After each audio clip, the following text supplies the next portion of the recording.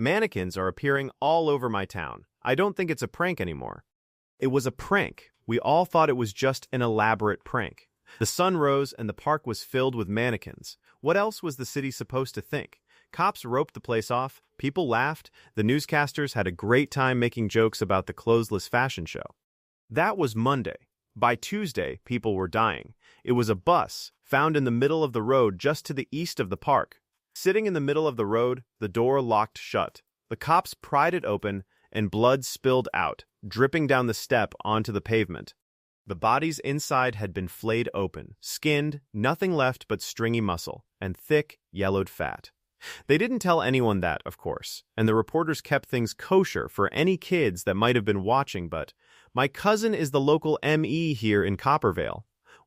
Shit. Her name was Ginger. She was 42, and she loved the color pink. The most girly pop woman you've ever met, except she handled dead bodies for her 9-5. I always ended up getting the dirty details from her when weird cases came in, but she was freaked out this time. Can you blame her? 13 people, 2 of them under 16, skinned, their flesh was missing. I worked the late shift Tuesday. I'm not cool like Ginger. The most interesting thing that ever happens at the Stop and Shop is when one of the locals comes by drunker than usual. I caught someone pissing in the energy drink cooler last autumn. So yeah, it's just normal gas station clerk shit. But that Tuesday, I was freaked.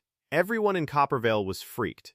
It was almost the end of my shift when I realized someone was in the parking lot, just standing. I cleaned the bathroom, came back out, still there, standing by the pump, totally still. I pushed the door open. Hey! My voice carried through the silent dark. The figure didn't move. The hell are you doing out there? A car pulled in, headlights catching on the shape. It wasn't a human. It was a mannequin, just like the ones in the park. Cold fear washed through me. I backed into the gas station, closed the door, and locked it. The car paid at the pump and left. No one else came by. When I was brave enough to look outside again 20 minutes later, there were 3 more of them. One of them had something plastered all over it. I thought it was papier-mâché at first. Then another car pulled in, headlights blaring over the forms. This one didn't stop, just picked up speed and went out the other side of the parking lot.